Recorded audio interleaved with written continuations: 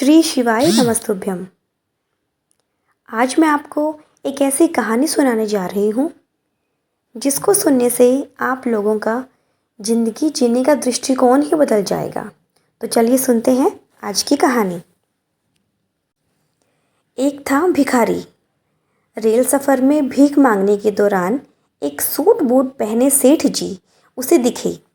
उसने सोचा कि यह व्यक्ति बहुत अमीर लगता है, इससे भीख मांगने पर यह मुझे ज़रूर अच्छे पैसे देगा।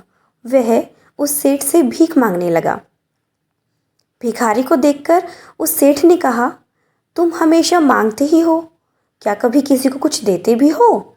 तो भिखारी बोला, साहब मैं तो भिखारी हूँ, हमेशा लोगों से मांगता ही रहता हूँ। मेरी इतनी औकात कहाँ कि किसी को कुछ दे सकूँ। सेठ बोला, जब किसी को कुछ दे नहीं सकते तो तुम्हें मांगने का भी कोई हक नहीं है। मैं एक व्यापारी हूँ और लेन देन में ही विश्वास करता हूँ। अगर तुम्हारे पास मुझे कुछ देने को हो तभी मैं तुम्हें बदले में कुछ दे सकता हूँ। तभी वह स्टेशन आ गया जहाँ उस सेठ को उतरना था। वह ट्रेन से उतरा और चला गया। इधर भिखारी सेठ की कही बात के बारे में सोचने लगा।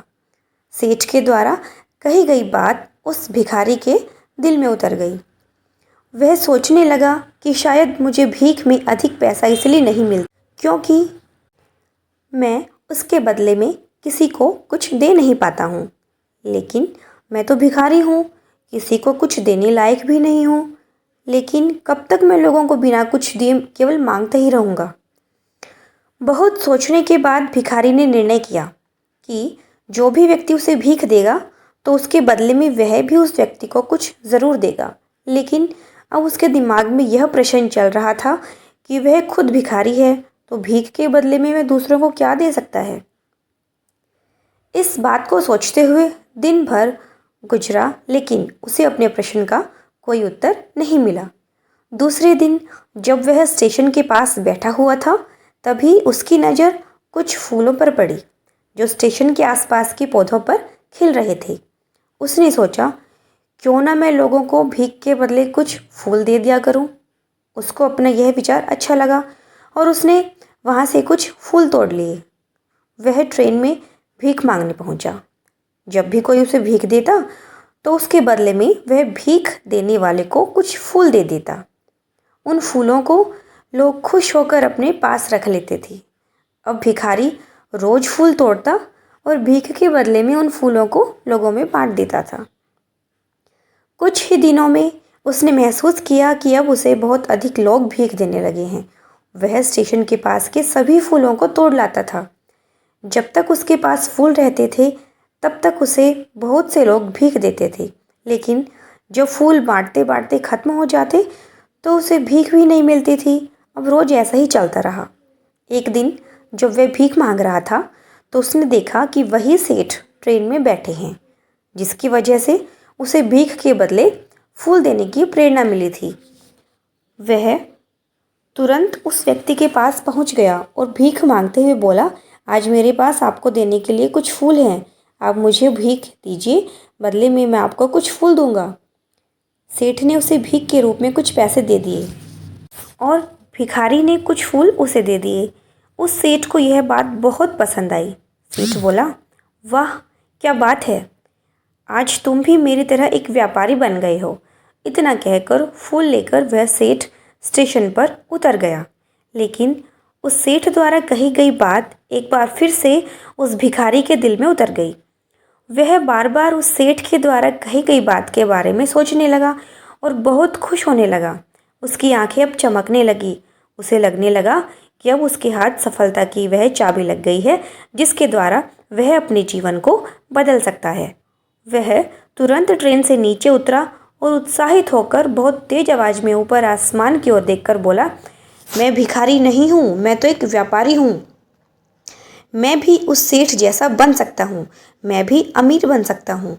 लोगों ने उसे देखा तो सोचा कि शायद यह भिखारी पागल हो गया है। अगले दिन से वह भिखारी उस स्टेशन पर फिर कभी नहीं दिखा। एक वर्ष बाद इसी स्टेशन पर दो व्यक्ति सूट बूट पहने हुए यात्रा कर रहे थे। दोनों ने एक दूसरे को देखा तो उनमें से एक ने दूसरे को हाथ जोड़कर प्रणाम किया और कहा, क्या आपने मुझे पहचाना? सेठ बोला, नहीं तो, शायद हम लोग पहली बार ही मिल रहे हैं। तो भिखारी बोला, सेठ जी आप याद कीजिए, हम पहली बार नहीं बल्कि तीसरी बार मिल रहे हैं। तो सेठ बोला, मुझे याद नहीं आ रहा, वैसे हम 2 बार कब मिले थे? अब पहला व्यक्ति मुस्कुराया और बोला, हम पहले भी 2 बार इसी ट्रेन में मिले थे। मैं वही भिखारी हूँ जिसको आपने पहली मुलाकात में बताया कि मुझे जीवन में क्या करना चाहिए और दूसरी मुलाकात में बताया कि मैं वास्तव में कौन हूँ। नतीजा यह निकला कि आज मैं फूलों का एक बहुत बड़ा व्यापारी हूँ और इसी व्यापार के काम से दूसरे शहर जा रहा हूँ। आपने मुझे पहली मुलाकात में प्रकृति का नियम बताया था, जिसके अनुसार हमें तभी कुछ मिलता है जब हम कुछ देते हैं। लेन देन का यह नियम वास्तव में काम करता है। मैंने यह बहुत अच्छी तरह महसूस किया है, लेकिन मैं खुद को हमेशा भिखारी ही समझता रहा। इससे ऊपर उठकर मैंने कभी सोचा ही नहीं था। और जब आपसे मेरी दूसरी मुलाकात हुई तब आपने मुझे बताया कि मैं एक व्यापारी बन चुका हूँ। अब मैं समझ चुका था कि वास्तव में एक भिखारी नहीं बल्कि व्यापारी बन चुका हूँ। भिखारी ने स्वयं को जब तक भिखारी समझा वह भिखारी रहा। उसने स्वयं को व्यापारी मान लिया तो व्यापारी बन गया।